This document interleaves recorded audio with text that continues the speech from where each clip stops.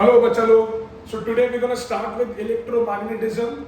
So those who have problem with this chapter या जिसको इस chapter में doubt है, please stay with me till the end of the video and I promise at the end of this video आपका जो डर है वो बिल्कुल चला जाएगा. So without wasting any time, let's start with the chapter called electromagnetism. Electromagnetism.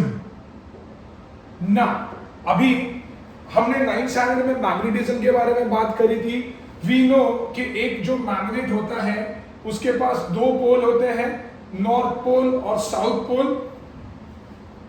और जो मैग्नेटिक फील्ड लाइंस होती है वो मैग्नेट के बाहर नॉर्थ से साउथ की तरफ जाती है और मैग्नेट के अंदर साउथ से नॉर्थ की तरफ जाती है.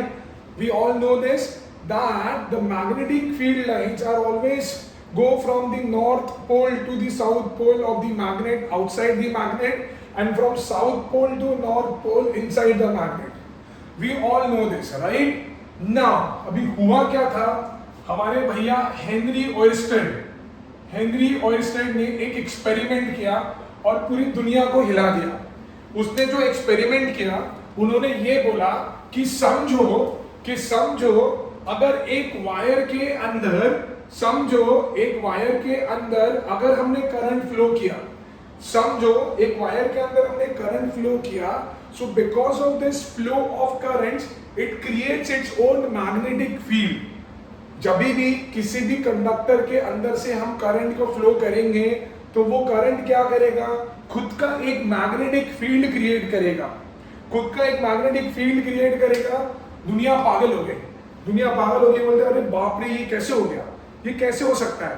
तो उसने क्या किया ना, उसने अपने इस एक्सपेरिमेंट को 4 से 5 बार रिपीट करा और लोगों को ये प्रूव कराया that whenever current is flowing through a conductor it will create its own magnetic field. हमको सबको पता है डायरेक्शंस, ये होता है नॉर्थ, ये होता है साउथ और then this is east and this is west, right. तो उसने करा क्या, पहले एक वायर लिया एंड उसने करंट को फ्लो करवाया है साउथ से नॉर्थ की तरफ. उसने एक मैग्नेटिक नीडल ली and the wire was kept over the needle. Wire जो था वो नीडल के ऊपर रखा गया था एंड देन जब उसने करंट को फ्लो करवाया ना, सो नीडल ने क्या किया, नीडल ने वेस्ट की तरफ डिफ्लेक्ट किया. नीडल ने वेस्ट की तरफ डिफ्लेक्ट किया लाइक दिस. नीडल जो थी वो ऐसे डिफ्लेक्ट कर रही थी क्योंकि अगर डायरेक्शन मेरा ऐसा हो गया साउथ से नॉर्थ, तो वेस्ट जो है इधर चला जाएगा और ईस्ट जो है वो इधर चला जाएगा. तो उसने अपने पहले एक्सपेरिमेंट में जब करंट को साउथ से नॉर्थ की तरफ फ्लो करवाया and the wire was kept over the needle, मतलब वायर जो था वो नीडल के ऊपर रखा था. तो जो नीडल का डिफ्लेक्शन हुआ वो वेस्ट डायरेक्शन में हुआ, दैट इज नीचे की तरफ हुआ. सर नीडल कहां से आ गई सर? अरे भैया, हमने 9th में पढ़ा है ना कि अगर मैग्नेटिक फील्ड का प्रेजेंस मुझे फाइंड आउट करना है तो हम मैग्नेटिक नीडल लेके आते हैं एंड अगर वो डिफ्लेक्ट करना शुरू करती है मतलब वहां पे आजू बाजू में कहीं ना कहीं तो मैग्नेटिक फील्ड है ना. तो अभी इसको याद कैसे रखते हैं? इसको हम याद रखते हैं स्नो रूल जहां पे ये SN represents direction of current. SN जो होगा that represents direction of current, O represents position of wire with respect to needle, and this represents deflection. ठीक है. So we will remember this experiment with the help of this rule, snow rule, जहाँ पे SN represents direction of current, O represents position of wire with respect to needle and W represents the deflection. देखो हुआ क्या, पहले experiment में ऑयस्टेड ने क्या किया, करंट को फ्लो करवाया from south to north and the wire was kept over the needle and the wire was kept over the needle, तो नीडल ने कहां डिफ्लेक्ट किया, नीडल ने डिफ्लेक्ट किया वेस्ट में, करंट को फ्लो करवाया साउथ से नॉर्थ डायरेक्शन में, wire was kept over the needle, तो नीडल ने कहां पर डिफ्लेक्ट किया, वेस्ट में। तो पहले एक्सपेरिमेंट से मुझे मिला स्नो, पहले एक्सपेरिमेंट से मुझे मिला स्नो। अब इसका रूल क्या है पता है, इसका रूल ये है कि दोनों में से, यहां पे दो क्वांटिटी है, this is quantity 1 and this is quantity 2। दोनों में से अगर एक भी चेंज हुआ, दोनों में से अगर एक भी चेंज हुआ तो डिफ्लेक्शन चेंज हो जाएगा, दोनों में से अगर एक भी चेंज हुआ तो डिफ्लेक्शन चेंज हो जाएगा। और अगर दोनों चेंज होते हैं, अगर दोनों चेंज होते हैं तो डिफ्लेक्शन विल रिमेन सेम, अगर दोनों चेंज होते हैं तो डिफ्लेक्शन विल रिमेन सेम, तो डिफ्लेक्शन जो होगा वो सेम होगा। अब उसने दूसरे एक्सपेरिमेंट में क्या किया, दूसरे एक्सपेरिमेंट में उसने करंट का डायरेक्शन रिवर्स कर दिया। पहले उसने करंट को साउथ से नॉर्थ में फ्लो करवाया, पहले उसने करंट को साउथ से नॉर्थ में फ्लो करवाया। अब क्या कर रहा है वो, अब वो नॉर्थ से साउथ में फ्लो करवा रहा है। अब वो क्या कर रहा है, अब वो नॉर्थ से साउथ में फ्लो करवा रहा है and wire is still kept over the needle, और वायर को अभी भी नीडल के ऊपर रखा है, wire is still kept over the needle, तो wire is still kept over the needle. अब देखो दो क्वांटिटी थी, दोनों में से कितनी चेंज हुई, दोनों में से कितनी चेंज हुई, एक चेंज हुई तो डिफ्लेक्शन चेंज हो जाएगा भाई।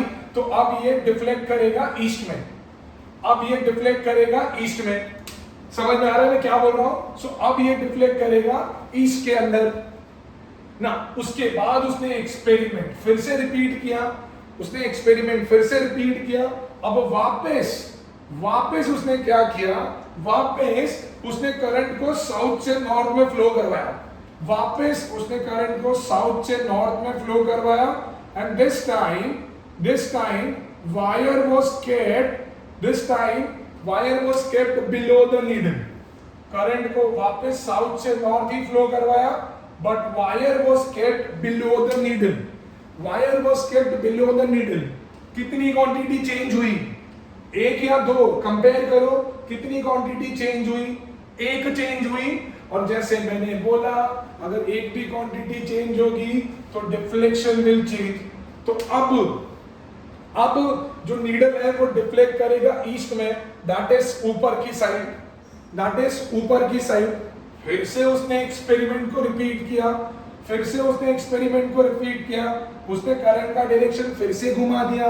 अब instead of south to north उसने करंट को फिर भेजा नॉर्थ से साउथ, उसने करंट को फिर भेजा नॉर्थ से south and wire was kept below the needle, wire was kept below the needle. तो टेल मी बच्चों क्या होगा, उसका डिफ्लेक्शन क्या होगा। सी दोनों क्वांटिटी चेंज हो गई, और जैसे मैंने बताया था कि अगर दोनों क्वांटिटी चेंज होती है then deflection will remain same, then deflection will remain same. तो ये था हेनरी ऑयस्टेड का एक्सपेरिमेंट जहां पे उसने बताया कि अगर वायर के अंदर से हम लोग करंट को फ्लो करवाते हैं तो वो खुद की एक मैग्नेटिक फील्ड क्रिएट करता है। अब बहुत बार लोग पूछते हैं कि सर उसके लिए वायर नेकेड होना चाहिए कि वो उसकी कवरिंग होगी प्लास्टिक की तो चलेगा। वायर कैसा भी हो सकता है as long as करंट अंदर से फ्लो हो रहा है it will create its own magnetic field and you have to remember this using this no rule, जहां पे पहला SN represents the direction of current, O represents the direction of wire with respect to needle and W represents the deflection of needle। फिर मैंने बोला कि दोनों में से अगर एक क्वांटिटी भी चेंज हुई, दोनों में से एक क्वांटिटी भी चेंज हुई तो डिफ्लेक्शन चेंज हो जाएगा, बट अगर दोनों क्वांटिटी चेंज हुई तो डिफ्लेक्शन विल रिमेन सेम, अगर दोनों क्वांटिटी चेंज हुई तो डिफ्लेक्शन विल रिमेन सेम। अभी उसने सेकंड एक्सपेरिमेंट में करंट का डायरेक्शन घुमा दिया, instead of south to north उसने नॉर्थ से साउथ में लाया, wire was still kept over the needle, ठीक है, तो डिफ्लेक्शन चेंज हो गया। तीसरे एक्सपेरिमेंट में उसने करंट को तो साउथ से नॉर्थ रखा but now wire was kept below the needle, so now the deflection will be in the east direction. चौथा, करंट की डायरेक्शन को घुमाया, करंट को नॉर्थ से साउथ में किया, wire was kept below the needle, दोनों क्वांटिटी चेंज हो गई तो डिफ्लेक्शन विल रिमेन सेम, तो डिफ्लेक्शन विल रिमेन सेम, ठीक है। और इसी को कहते हैं magnetic effect of electric current. Current का ये जादू कि वो मैग्नेटिक फील्ड क्रिएट करता है। तो the phenomena of creating its magnetic field when the current is flowing through the wire, ठीक है, when the current is flowing through the wire it creates its magnetic field. This effect is known as magnetic effect of electric current. इसी को हम बोलते हैं magnetic effect of electric current. समझ में आ रहा है? तो भाई ये था हमारा हेनरी ऑयस्टेड का एक्सपेरिमेंट, ठीक है। हमको याद रखना है स्नो रूल, बहुत ही इंपॉर्टेंट है, एमसीक्यू में आता है। एमसीक्यू में कभी कभी बोलते हैं कि भाई एक वायर के अंदर करंट जा रहा है साउथ से नॉर्थ डायरेक्शन में, नीडल को रखा है बिलो, वायर जा रहा है, करंट जा रहा है साउथ से नॉर्थ डायरेक्शन में, नीडल को रखा है बिलो, तो नीडल कहाँ पे डिफ्लेक्ट करेगा, कौन से डायरेक्शन में करेगा? तो नीडल जो है वो ईस्ट डायरेक्शन में करेगा, वो नीडल जो है वो ईस्ट डायरेक्शन में करेगा। अब मुझे पता है, अभी मैंने बताया कि किसी भी वायर से अगर करंट फ्लो करता है तो वो खुद की मैग्नेटिक फील्ड क्रिएट करता है, वो खुद की मैग्नेटिक फील्ड क्रिएट करता है। तो अगर एक वायर के अंदर से करंट जा रहा है, अगर एक वायर के अंदर से एक करंट जा रहा है, so how to find the direction of the magnetic field? How to find the direction of the magnetic field? To find the direction of magnetic field, to find the direction of magnetic field का direction find करने के लिए we use right hand thumb rule. हम लोग right hand thumb rule use करते हैं। अब ये राइट हैंड थंब रूल बोलता क्या है? ये बोलता है कि point your thumb in the direction of current, point your thumb in the direction of current and curl your fingers, point your thumb in the direction of current and curl your fingers. तो वो जो curled fingers होगी ना, that will give you the direction of the magnetic field. ये जो curled fingers होंगी that will give you the direction of magnetic field. देखो अब मेरा करंट ये डायरेक्शन में जा रहा है, मेरी फिंगर्स को मैंने कर्ल्ड किया, कहाँ जा रही है वो? अंदर की तरफ जा रही है। कहाँ जा रही है वो? अंदर की तरफ जा रही है। तो मैग्नेटिक फील्ड जाएगी अंदर की तरफ और निकलेगी बाहर। मैग्नेटिक फील्ड जाएगी अंदर की तरफ और निकलेगी बाहर। समझ में आ रहा है? अभी अगर उन्होंने ऐसा एक कंडक्टर दिया हुआ है, और बोला भाई यहाँ करंट जा रहे हैं, तो भाई ये रहा मेरा थंब को मैं करंट की डायरेक्शन में करूंगा एंड फिंगर्स मेरी कर्ल्ड होगी, ठीक है। ऐसा मैग्नेटिक फील्ड होगा जहाँ पे मैग्नेटिक फील्ड जाएगी यहाँ से अंदर, ठीक है, और यहाँ से निकलेगी बाहर, यहाँ से जाएगी अंदर और यहाँ से निकलेगी बाहर। अगर कोई पूछेगा कि डायरेक्शन ऑफ मैग्नेटिक फील्ड क्या है, ठीक है, डायरेक्शन ऑफ मैग्नेटिक फील्ड क्या है, तो भाई ये देखो, ये घड़ी के ऑपोजिट डायरेक्शन में घूम रहा है, तो यहाँ पे हम बोलेंगे भैया एंटी क्लॉकवाइज डायरेक्शन में है। मैग्नेटिक फील्ड का जो डायरेक्शन होगा वो एंटी क्लॉकवाइज डायरेक्शन होगा। कभी ऐसा दे दिया, कभी ऐसा दे दिया। एक कंडक्टर है, करंट नीचे की तरफ जा रहा है, तो ये रहा मेरा थंब करंट की डायरेक्शन में, curled fingers. Can you see curled fingers बाहर की तरफ आ रहे हैं? तो यहाँ से बाहर निकलेगा और यहाँ से अंदर जाएगा, समझ में आ रहा है? अगर इसका मेरे को कोई डायरेक्शन पूछेगा तो मैं बोलूंगा भैया क्लॉकवाइज डायरेक्शन है, हम बोलेंगे कि क्लॉकवाइज डायरेक्शन है, समझ में आ रहा है? So this is how we find the direction of magnetic field using right hand thumb rule. This is how we find the direction of magnetic field using right hand thumb rule. Clear है ना? अब हुआ क्या, अब उन्होंने wire को loop कर दिया, लूप में बना दिया।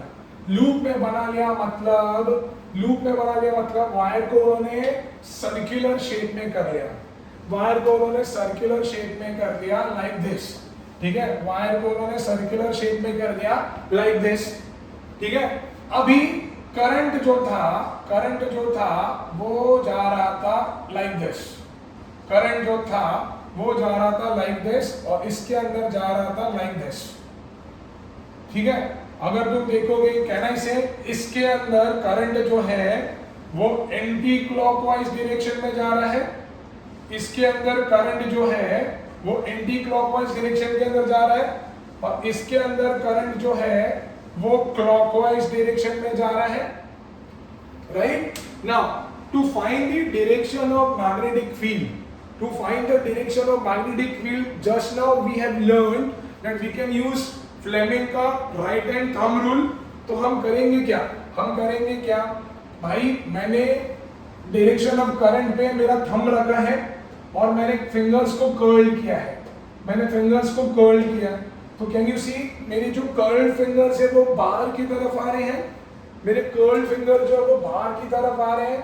याद रखो भाई, मैग्नेट याद है, अभी मैंने बोला था कि मैग्नेटिक फील्ड लाइंस कहां से कहां पे जाती है, नॉर्थ से निकल के साउथ के अंदर जाती है, नॉर्थ से निकल के साउथ के अंदर जाती है। तो जब मैंने मेरा थंब करंट के डायरेक्शन में रखा तो मेरी ये जो कर्ल्ड फिंगर्स थी वो बाहर की तरफ आ रही थी, तो मैग्नेटिक फील्ड लाइंस कौन से पोल से बाहर निकलती है, नॉर्थ पोल से बाहर निकलती है। तो भाई जब मैंने वायर को लूप बनाया, जब वायर को मैंने सर्कुलर शेप में फोल्ड किया और उसके बाद मैंने करंट को फ्लो करवाया, तो और करंट अगर एंटी क्लॉकवाइज डायरेक्शन में है तो वो बनाएगा नॉर्थ पोल, और अगर मैंने करंट को क्लॉकवाइज डायरेक्शन में फ्लो करवाया, देखो right hand thumb rule use करो, ये रहा मेरा करंट का डायरेक्शन, मेरी कर्ल्ड फिंगर्स अंदर जा रही है, मैग्नेट के अंदर कौन से पोल के अंदर मेरी फील्ड लाइन जाती है, साउथ पोल, तो ये बनेगा साउथ पोल। तो जब वायर को उन्होंने सर्कुलर लूप में बनाया तो वो एक loop was acting as a entire magnet, कैसे, अरे भैया ये मेरा सर्कुलर लूप है, ठीक है, मेरे डायरेक्शन से देखोगे तो मैं क्लॉकवाइज घुमा रहा हूं, मतलब मेरी तरफ से तो साउथ पोल बन रहा है, तुम तुम्हारे एंड से देखोगे तो वो एंटी क्लॉकवाइज डायरेक्शन में होगा, तो तुम्हारे एंड से वो बनेगा नॉर्थ पोल। तो वायर का एक circular loop was acting as a magnet, तो तुम समझ लो कि मैंने इस लूप को आगे से और पीछे से दिखाया, इस सर्कुलर लूप को मैंने आगे से और पीछे से दिखाया, समझ में आ रहा है। तो हमको याद रखना पड़ेगा, अगर याद नहीं रख रहे हो तो राइट हैंड थंब रूल याद रखना पड़ेगा कि कभी भी सर्कुलर लूप के अंदर अगर करंट एंटी क्लॉकवाइज डायरेक्शन में जा रहा है, तो हमेशा नॉर्थ पोल बनेगा, और अगर करंट क्लॉकवाइज डायरेक्शन में जा रहा है तो हमेशा साउथ पोल बनेगा, समझ में आ रहा है। बहुत इंपॉर्टेंट है ये, एग्जाम के पॉइंट ऑफ व्यू से बहुत इंपॉर्टेंट है, you have to remember this कि नॉर्थ पोल कब बनेगा और साउथ पोल कब बनेगा।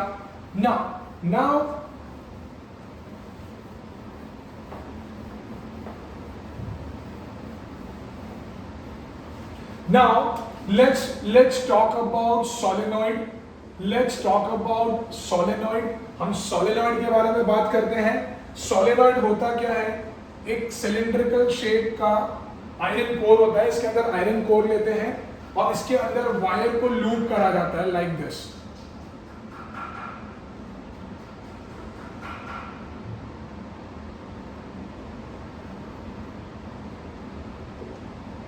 मैंने वायर को लूप कर दिया है, ठीक है, और जब वायर को लूप करते हैं तो वायर का जो डायामीटर होता है that is always lesser than the length of the wire.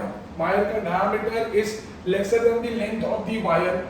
अब मैंने करंट को फ्लो करवाया, अब मैंने करंट को फ्लो करवाया, वो गया पीछे से और बाहर निकला, फिर गया पीछे से बाहर निकला, बाहर निकला, बाहर निकला, बाहर निकला, ऐसा करंट ऐसा जाएगा, क्योंकि ये पॉजिटिव था, ये नेगेटिव था सेल का। तो एग्जाम में बहुत बारी क्वेश्चन आता है कि ये पॉइंट ए है, ये पॉइंट बी है, ठीक है, ये पॉइंट ए है, ये पॉइंट बी है, तो बताओ कि ए पे कौन सा पोल बनेगा और बी पे कौन सा पोल बनेगा। नॉर्मली मैं क्या करता हूँ, मैं फिगर के ये साइड में आके देखता हूँ और देखता हूँ वायर देखो पीछे से आ रहा है, वायर जो है वो पीछे से आ रहा है और बाहर आ रहा है, पीछे से आ रहा है और बाहर आ रहा है, पीछे से आ रहा है और बाहर आ रहा है। तो करंट जो है वो पीछे से जा रहा है और बाहर आ रहा है, पीछे से जा रहा है और बाहर आ रहा है, ठीक है। सिंस वो पीछे से जा रहा है और बाहर आ रहा है and it is moving in clockwise direction, तो यहाँ पे जो पोल बनेगा वो बनेगा साउथ पोल, और अगर यहाँ पे साउथ पोल बना तो यहाँ पे बनेगा नॉर्थ पोल, तो यहाँ पे बनेगा नॉर्थ पोल।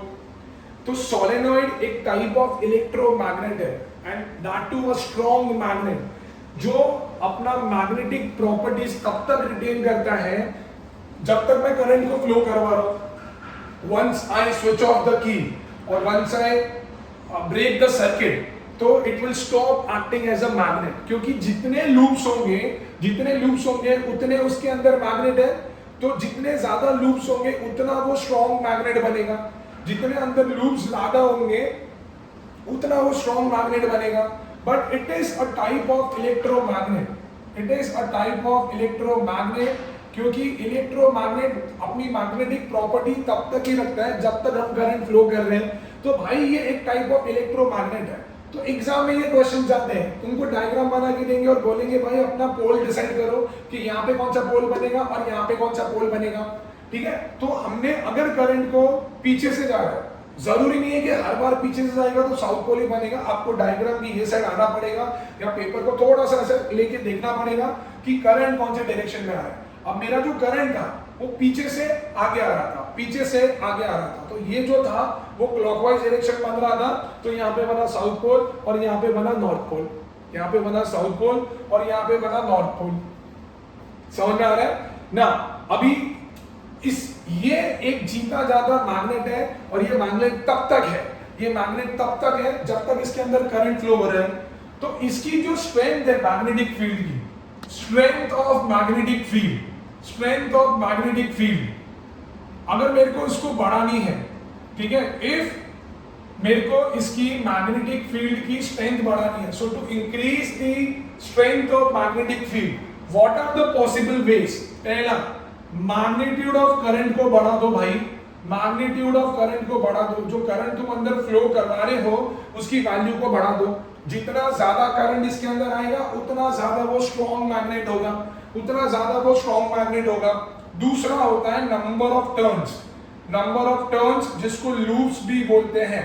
तो यहाँ पे जो वायर को वुंड करा हुआ है, वो जितने वायर ज्यादा वुंड होंगे, जितने ज्यादा टर्न्स होंगे उतने ज्यादा मैग्नेट बनेंगे, क्योंकि एक सर्कुलर लूप, जैसे मैंने थोड़ी देर पहले बोला, एक circular loop act as a single magnet, तो जितने ज्यादा लूप्स होंगे उतने ज्यादा मैग्नेट होंगे और उतना ज्यादा वो स्ट्रॉन्ग मैग्नेट बनेगा। तो if we have to increase the strength of this solenoid, then there are two ways. First, increase the magnitude of current. More the magnitude of current, more will be the strength. Increase the number of turns. जितने turns में बढ़ाऊंगा, जितने turns में बढ़ाऊंगा उतना ज्यादा वो strong magnet बनेगा, उतना ज्यादा वो स्ट्रॉन्ग मैग्नेट बनेगा। समझ में आ रहा है ना। तो ये था सोलेनॉइड के बारे में, ठीक है, इंपॉर्टेंट है, डायग्राम को याद रखना है। अगर बहुत बार एग्जाम में कंफ्यूज करने के लिए वो लोग क्या करते हैं पता है, देखो वो सेल के पॉजिटिव एंड और नेगेटिव एंड को घुमा देंगे, तो ये मेरा पॉजिटिव एंड हो गया और ये मेरा नेगेटिव एंड हो गया। तो भैया अब करंट जो है वो ऐसे फ्लो होगा, अब करंट जो है वो ऐसे फ्लो होगा, तो ऐसा जाएगा, ऐसा ऐसा ऐसा। अब वो करंट जो है वो ऐसे जा रहा है। I hope it is visible now. ये करंट जो है अभी ऊपर की तरफ जा रहा है, ऊपर की तरफ जा रहा है, ठीक है, और ऊपर से पीछे जा रहा है, मतलब आगे से पीछे जा रहा है। I am still here only, I am still looking from this side only, ऊपर से पीछे जा रहा है, ऊपर से पीछे जा रहा है, देखो ऊपर से पीछे जा रहा है, ऊपर से पीछे जा रहा है। कौन सा डायरेक्शन हुआ? एंटी क्लॉकवाइज डायरेक्शन हुआ। एंटी क्लॉकवाइज डायरेक्शन हुआ तो ये बना नॉर्थ पोल और ये बना साउथ पोल, ये बना नॉर्थ पोल और ये बना साउथ पोल। सो इसमें एक क्वेश्चन बनता है that how to change the direction of magnetic field, how to change the direction of magnetic field, how to change the direction of magnetic field. ठीक है, इन अ सोलेनॉइड हम लोग direction of magnetic field कैसे change करेंगे? Simple, change the direction of current भाई। Direction of current अगर change हो गए, पोल चेंज हो जाएंगे तो मैग्नेटिक फील्ड का डायरेक्शन भी चेंज हो जाएगा। समझ में आ रहा है? तो to change the direction of magnetic field we have to change the direction of current. Once you change the direction of current, direction of magnetic field will automatically be change. वो automatically change हो जाएगी अगर तुमने current का direction घुमा दिया। जैसे मैंने अभी बताया प्रीवियस डायग्राम में, यहाँ साउथ बन रहा था, यहाँ नॉर्थ बन रहा था, मैंने करंट को घुमा दिया तो यहाँ नॉर्थ बन रहा है और यहाँ पे साउथ बन रहा है। समझ में आ रहा है? समझ में आ रहा है ना? इसके बाद एक बहुत ही इंपॉर्टेंट टॉपिक है, बहुत ही इंपॉर्टेंट टॉपिक है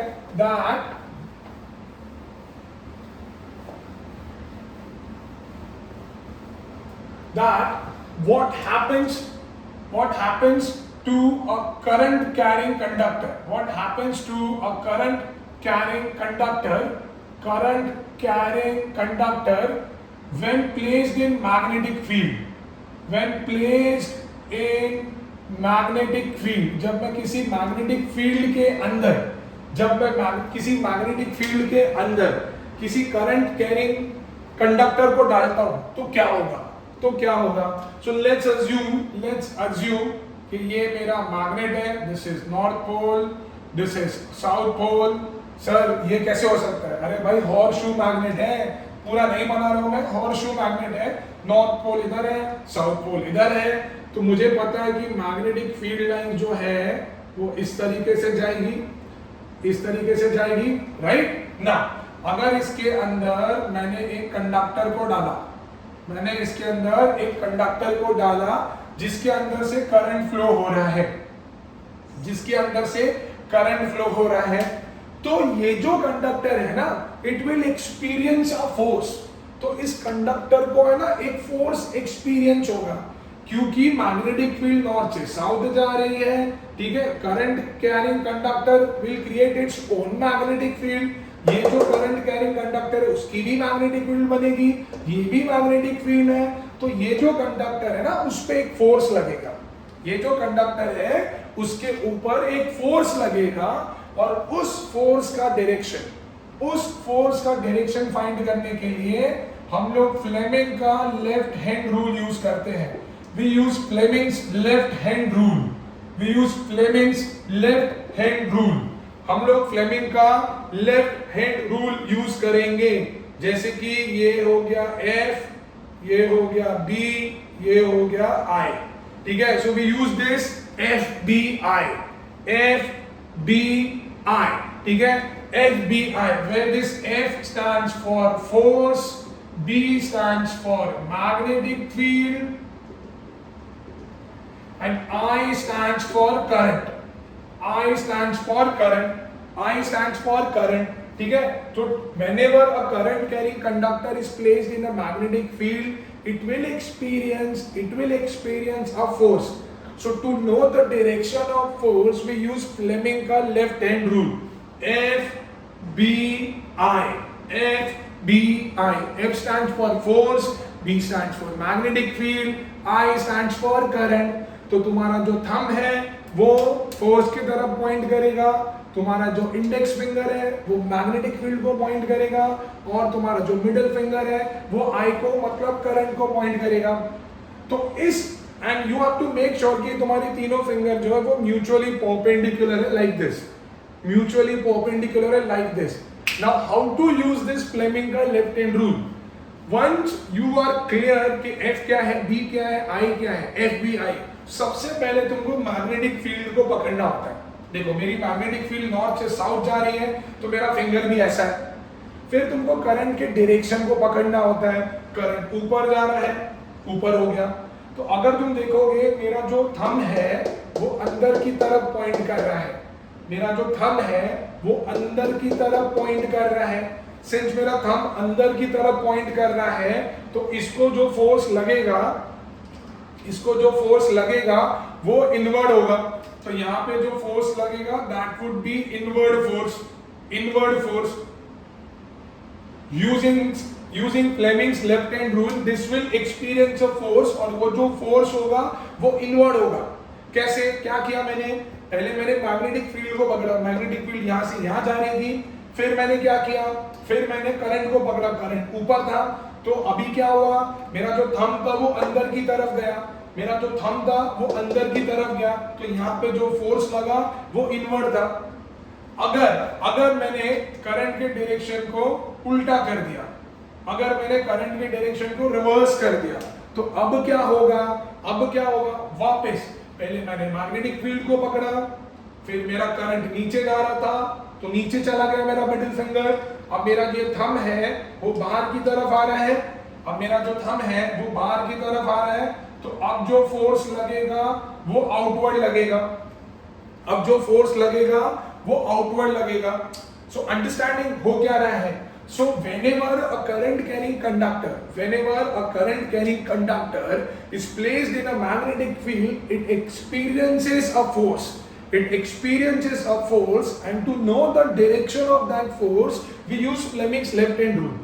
ठीक है, तो हमारी जो लेफ्ट हैंड की जो स्टार्टिंग इंक्लूडिंग थंब जो फिंगर्स हैं 3, ठीक है, उसको हमको म्यूचुअली परपेंडिकुलर करना है और उसके ऊपर FBI, ठीक है, FBI, वहां पे F stands for force, D stands for magnetic field and I stands for current। तो इससे मैं उसके ऊपर जो फोर्स लग रहा है उसका डायरेक्शन में फाइंड कर सकता हूं। करना कैसे है, पहले मैग्नेटिक फील्ड को पकड़ो, फिर करंट के डायरेक्शन को पकड़ो, थंब तुम्हारा जहां पे पॉइंट करेगा वो तुम्हारा मैग्नेटिक फील्ड का डायरेक्शन होगा। थंब तुम्हारा जहां पे पॉइंट करेगा वो तुम्हारा मैग्नेटिक फील्ड का डायरेक्शन होगा। समझा ना। इसके अंदर एक छोटा सा कंडीशन ये है, ठीक है, छोटा सा, नॉट एग्जैक्टली कंडीशन, एक छोटी सी चीज तुमको याद ये रखनी है कि अगर कोई conductor is kept parallel to the magnetic field, अगर कोई conductor is kept parallel to the magnetic field, then it will experience no force। तो उसके ऊपर कोई भी फोर्स नहीं लगेगा, ठीक है। तो अगर उसके ऊपर फोर्स एग्जर्ट करवाना है तो ये जो कंडक्टर है ना, it should make some angle with the magnetic field, मतलब लेट्स से ये नॉर्थ है और ये साउथ है, ये मेरी मैग्नेटिक फील्ड है। तुम कंडक्टर को ऐसे भी रखो चलेगा, ठीक है, तुम कंडक्टर को ऐसे भी रखो चलेगा, पर कुछ ना कुछ तो एंगल मैग्नेटिक फील्ड के साथ बनना ही चाहिए, तभी ही वो फोर्स एक्सपीरियंस करेगा। बट अगर वो मैग्नेटिक फील्ड के साथ पैरेलल रखा है, तो it will not experience any type of force, any kind of force। समझ में आ रहा है। तो जब मैंने इसके ऊपर फोर्स एग्जर्ट करवाया और हमने देखा कि उसके ऊपर फोर्स एग्जर्ट हो रहा था, तो ये जो फोर्स एग्जर्ट हो रहा है it depends on 3 factors। First factor is current। जितना ज्यादा करंट इसके अंदर फ्लो करेगा ना, उतना ज्यादा इसके ऊपर फोर्स लगेगा। जितना ज्यादा इसके अंदर करंट फ्लो करेगा उतना ज्यादा उसके ऊपर फोर्स लगेगा। दूसरा भाई, ये मैग्नेट जितना ज्यादा स्ट्रॉन्ग होगा या उसकी मैग्नेटिक फील्ड जितनी ज्यादा स्ट्रॉन्ग होगी उतना इसके ऊपर फोर्स लगेगा, एंड तीसरा, ये कंडक्टर जितना लंबा होगा उतना उसके ऊपर फोर्स लगेगा। So when a current carrying conductor is kept in a magnetic field, it experiences a force, and that force depends on 3 factors. More the current, more is the force experienced. Stronger is the magnetic field, more is the force experienced. And जितना ज्यादा length, bigger is the conductor in length, more is the force experience. तो वो जो force है वो 3 factor पे depend करता है। अगर मैं कंबाइन करूं तो F is directly proportional to IBL। So F is equal to let's say K into IBL। Let's assume करो K का वैल्यू 1 है तो F is equal to IBL। F is equal to IBL। समझ में आ रहा है? तो ये मेरा फोर्स का फॉर्मूला है, ये मेरा फोर्स का फॉर्मूला है। Then F is equal to IBL। F is equal to IBL। समझा ना? जितना ज्यादा करंट उतना ज्यादा फोर्स, जितना ज्यादा मैग्नेटिक फील्ड उतना ज्यादा फोर्स, जितना लेंथ ज्यादा होगा कंडक्टर का उतना ज्यादा फोर्स। जो एक्चुअल फॉर्मूला है फोर्स का that is this IBL sin theta. IBL sin theta. So exam में बहुत बार एक क्वेश्चन आता है, वो बोलता है कि when a current carrying conductor is kept in a magnetic field, when will it experience a maximum force? When will it experience a maximum force? A, when it is kept at 60 degree, B, when it is kept at 30 degree, C, when it is kept at 90 degree, D, when it is kept at 45 degree। ठीक है? So I would mark 90। क्यों? क्योंकि sin 90 होता है 1, sin 90 होता है 1 और sin की वैल्यू मैक्सिमम होती है 90 डिग्री पे।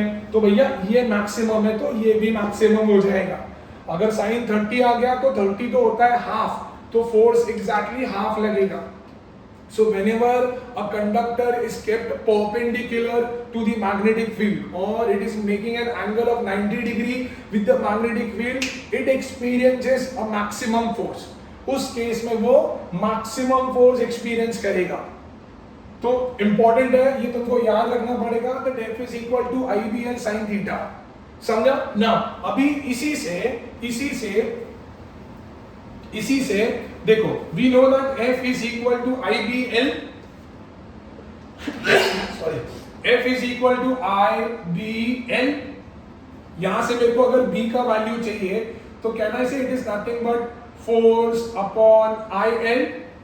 फोर्स अपॉन IL, फोर्स का ऐसा यूनिट होता है न्यूटन, इसका होता है एम्पियर और ये मीटर। तो मैग्नेटिक फील्ड का जो ऐसा यूनिट बना that is newton per ampere metre, which is also known as Tesla, और वेबर पर मीटर स्क्वायर, तो मैग्नेटिक फील्ड के 2 यूनिट्स होते हैं भाई। मैग्नेटिक फील्ड के 2 यूनिट्स होते हैं, पहला Tesla which is represented as T और वेबर पर मीटर स्क्वायर। ऐसा यूनिट है ये एमसीक्यू में आता है कि what is the units for magnetic field. अगर टेस्ला दिया रहेगा तो टेस्ला मार्क करो, या वेबर पर मीटर स्क्वायर दिया रहेगा तो weber per metre square mark करो। समझ में आ रहा है? पक्का है ना? So this is about a current carrying conductor kept in a magnetic field, so it will experience a force, and to know the direction of force we use what? Fleming का left hand rule HBI। Clear है? आगे बढ़े? Okay